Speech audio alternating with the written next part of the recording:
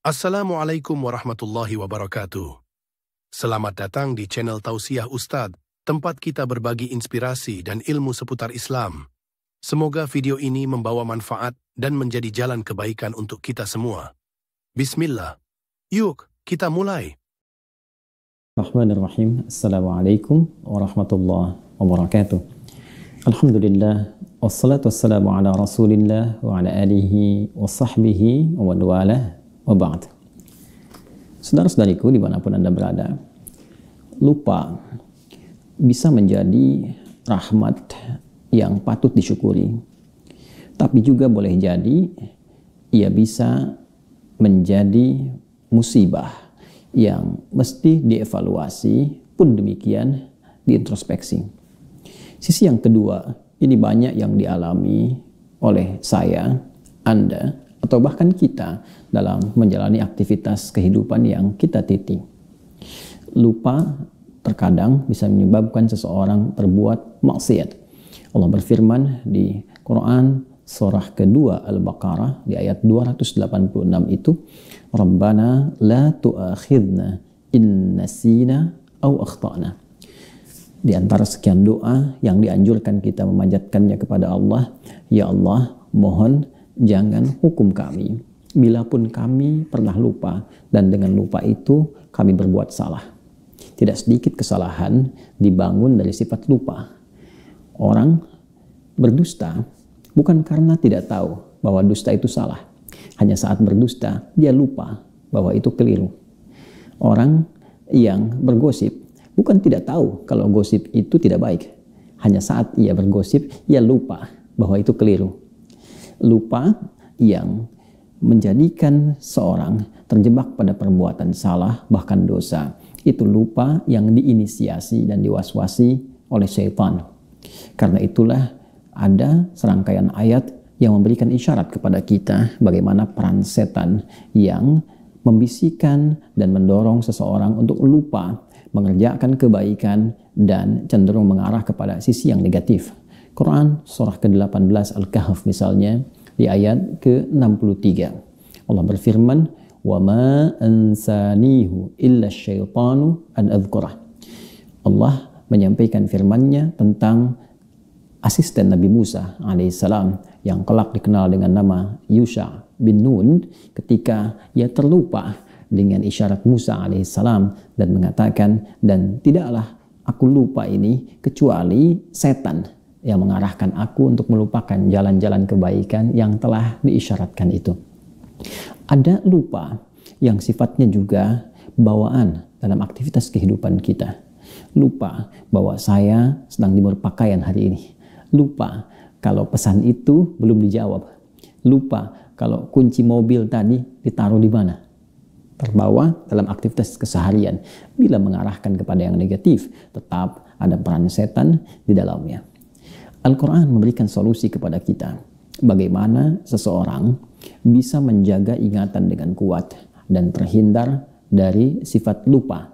Atau bahkan mengatasi lupa dalam aktivitas kehidupannya. Sehingga saat belajar, ia tidak mudah lupa. Saat menghadapi ujian, ia cepat ingat materi yang dihafalkan. Saat ia menghadapi persoalan-persoalan kehidupan, dia ingat bagaimana solusi-solusi yang bisa dihadirkan. Quran surah ke-18 Al-Kahf di ayat ke-24 itu Allah mengajarkan kepada kita tentang cara bagaimana mengatasi lupa. Allah berfirman, A'udzubillahi minasyaitonirrajim. Bismillahirrahmanirrahim. Wadhkur rabbaka idza nasit. Wadhkur rabbaka idza nasit. Dan berzikirlah, ingatlah kepada Allah Subhanahu wa taala Rabb yang merawatmu, memeliharamu, memberikan perhatian kepadamu. Ingatlah Rabbmu ketika engkau lupa. Wa qul asa ayyahdiyani rabbi li aqraba min hadza rasyada. Dan katakanlah, boleh jadi Allah Subhanahu wa taala akan cepat memberikan kepadaku petunjuk, dan dengan petunjuk itu aku mendapatkan gambaran-gambaran tentang apa yang sedang dicari, diinginkan, atau sedang dilakukan. Saudara, ayat ini memang memiliki tafsiran beragam di antara para mufassir.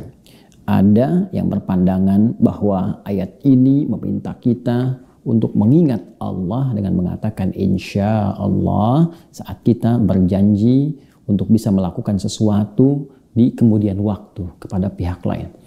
Ada juga yang menafsirkan bahwa ayat ini memberi gambaran kepada kita tentang ingat Allah Subhanahu wa taala jika memang kita pernah berjanji, pernah kita berbicara, menjanjikan sesuatu walaupun terlupa agak lama itu, begitu kita ingat sebelum kita tepati, kita katakan insya Allah atau ingat kepada Allah Subhanahu wa taala.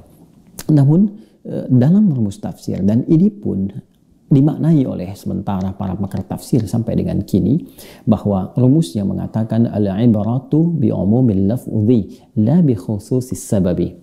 Hukum, hikmah, bahkan isyarat kebaikan itu bisa kita dapati dari keumuman lafaznya sepanjang tidak ada tekanan-tekanan khusus, arah-arah khusus yang menjadikan ayat itu menjadi terbatas maknanya.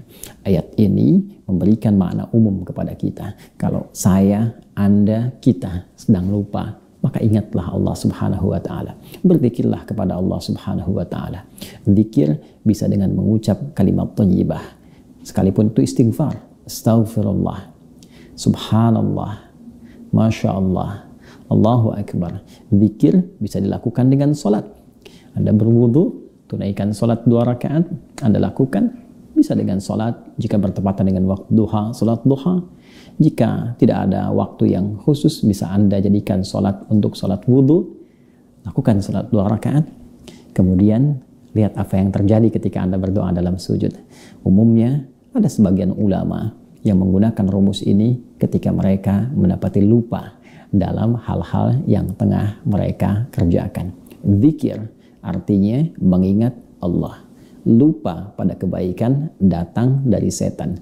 Ketika kita menghadirkan ingatan kepada Allah, maka berlarilah setan meninggalkan kita. Dan dengan itu lupa boleh jadi hilang dan ingatan kembali kepada kita. Semoga bermanfaat. Assalamualaikum warahmatullahi wabarakatuh. Terima kasih sudah menonton. Jangan lupa like, share, dan subscribe untuk mendukung dakwah ini. Sampai jumpa di video berikutnya. Wassalamualaikum warahmatullahi wabarakatuh.